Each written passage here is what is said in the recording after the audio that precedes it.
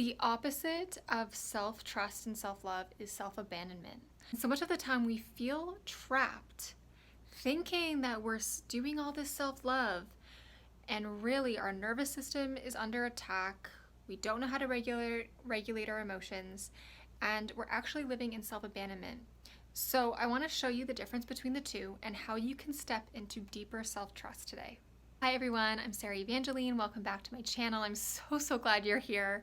On this channel, we talk all about spiritual awakening, inner child work, and self-development. Let me know why you're here. Subscribe to the channel. It's really going to help the channel grow. I'm actually just about to go live with my Soul Talk Method membership group. We go on a group call once a month. Really insightful coaching, connection, transformation. And as I'm preparing for it, of course, I'm getting inspired to share things with you. I went to a restaurant last week with one of my friends, and it was beautiful. I had this beautiful pasta and steak, and the pasta was homemade. And honestly, 5 years ago, I wouldn't have been able to give myself that kind of a meal. I would have been thinking about the calories. I would have been thinking if it would give me acne or not, or make me put on weight. And this level of self-trust that I have in myself is so deeper than food. But my point was, we were ending the meal, and I asked the waitress for a bag. I had some leftovers. I was like, oh good, I'm gonna be able to enjoy this again. And I had walked from my home. It was just, a 10-minute walk. Beautiful summer day, trying to soak up the rest of the summer. And I say to the waitress, hey, can I have a bag? I'm about to walk home. And I started to explain why I needed the bag, right? I wasn't thinking about it. It's what I do. I over-explain.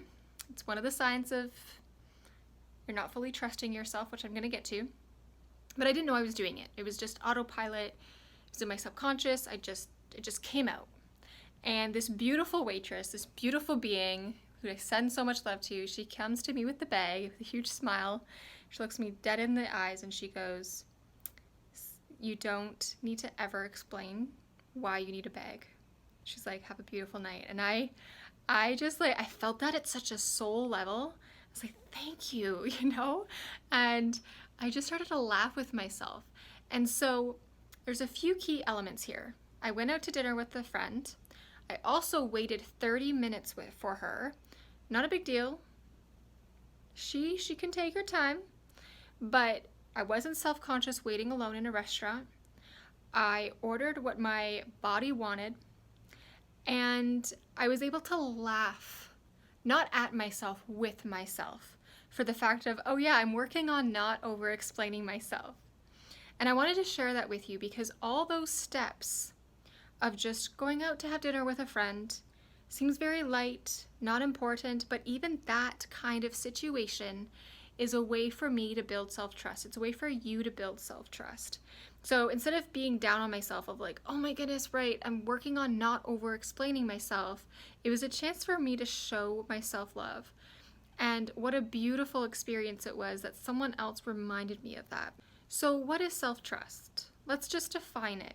Self-trust, what I'm talking about is also your intuition, your soul speaking to you, learning how to listen to your inner voice, and building self-trust is like a muscle. So many of us grew up disconnected from ourselves that learning to trust ourselves, it doesn't happen overnight. There's no magic pill, there's no light switch you can just turn on and off. It is learning how to connect with yourself, learning to listen to your voice above all the other noise, and it takes time. I'm here, been on this intentional journey for 6 years. I guide and teach people through beautiful spaces, and I still needed that beautiful sacred reminder. And I'm here to tell you guys that it's okay. It's okay if you are learning this. Are you living in self-abandonment? Let me give you some clues. You are doing something that goes against what your soul wants to do. Now, we all have to do things we don't want to do. That's part of growth. But if you are constantly going in and out of a job that you absolutely hate, that is draining you to no end, that is giving you panic attacks, that is creating more tension in your nervous system, really, really think about the fact of how much is this serving you? Is it really your highest value? And I'm here to tell you, as someone who's walked away from a lot of different jobs to something better, that the job or even the relationship or the roommate, if you think that your whole future depends on you staying, it's not true. It's not true. Your soul knows. Your soul knows. And maybe this is what I help people tap into. For me, what was really, really hard was I grew up in a church where we had to wear uniforms, and the uniforms were tight, and it felt like I was fitting into a mold that I did not belong in. And also, whenever I was in a job where I had to wear this uniform, and yes, it's a job. We need to work in some type of aspect. I do believe that we are created to work towards something. But if you're constantly having to fight against yourself, that's what I mean when I talk about, okay, I'm living in self-abandonment. You're fighting against yourself every single day. Okay? Another one is over-explaining. You over-explain everything. Defend yourself. Now, there are some people in my life that I want to share things with. I want them to know the ins and outs, but I tended to explain myself to everyone, strangers, people that barely knew me. And a way to protect my energy is knowing I don't have to explain myself. Don't have to apologize. I just am.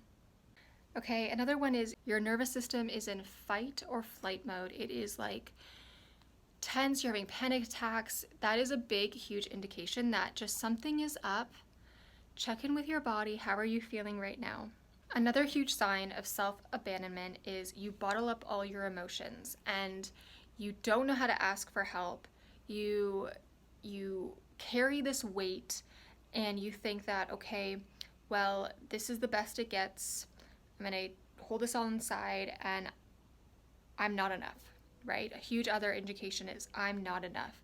So which one of those do you resonate with the most? Or is there something that I'm missing that you think that you're living in that is a sign of not trusting yourself? I'd love to know. Comment below. And now I want to share with you how you can build trust within yourself again. So the number one thing is that your craving is to feel safe within yourself again. The commonality, the root here is we don't feel safe within ourselves. Are you feeling incredibly lonely when you're alone? Or when someone rejects you? Or maybe when someone doesn't show up and they say they're going to? All your emotions are valid.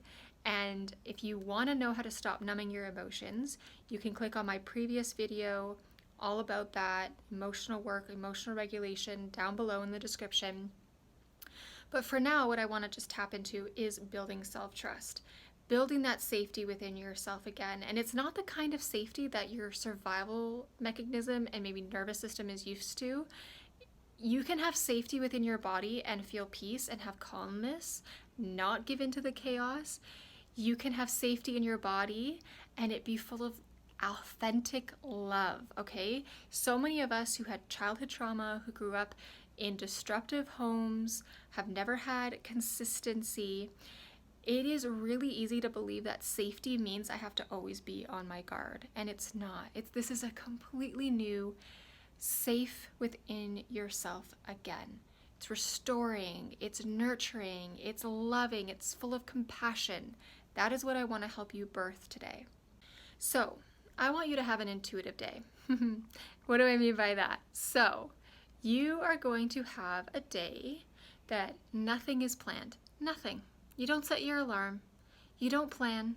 You literally go with the beat of your heart, the rhythm of your body. Might seem completely new. This might be a big stretch of just like, well, how do I do that? I have to plan, and what if something else comes up? So this I find can be really, really beneficial because you tap into this, you have fun. It's really, really fun. And so you can either start by just doing an afternoon or a morning or an evening. Small steps do lead to bigger steps, so do what feels right for you. But this is more about being than doing. It's really taking the next best step. That's what self-trust is. It is one step at a time and asking yourself, what is the next best step? I don't need to know the next 60 steps or what I'm going to do tomorrow. For this intuitive day, it's just what is the next best step? And so you are going to take yourself on a date. Yes, you can spend it with someone else, but you're not going to plan anything. You are going to feel into what you want to do.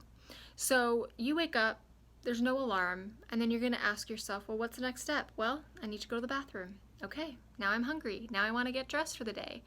You are literally slowing down that much. You're not even planning what you're going to eat, what you're going to wear. And even if you go for a walk, don't plan your walk. Your mind is going to want to plan, but have a lot of fun. Tap into your imagination, your creativity, wonder. This is your inner child work as well that I teach inside the Soul Talk method. But you are going to tap into this. And honestly, there might be some resistance. It might be like, I don't like this. This is not fun. But I can promise you that it can be a lot of fun.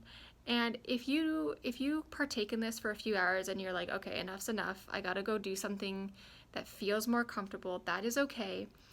It is not about having all the answers. It's not about doing it perfectly. It's just about allowing yourself to feel safe within yourself in this way again. It's important to notice within your body what comes up intuitively. What do you notice? What emotions? What longings and desires come up that you're like, oh, I want to go to this new restaurant and I want to have this burger, or I want to go call this friend that I haven't spoken to and I'm really, really nervous. What comes up for you? It does not have to be hard. It gets to be easy. It gets to be fun.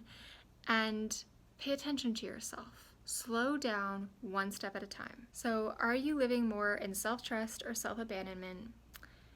Remember, building self-trust is like going to the gym. You're building muscle. It's okay to not have it all figured out.